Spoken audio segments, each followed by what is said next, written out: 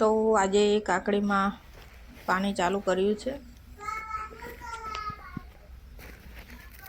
સરસ કાકડી ઉગી ગઈ છે મસ્ત.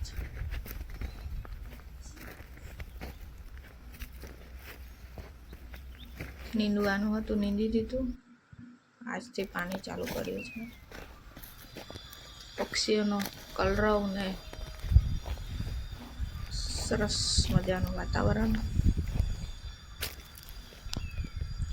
ઉનાળામાં પણ ઠંડક આપે એવું સરસ વાતાવરણ. આ છે ખેતરની મોજ.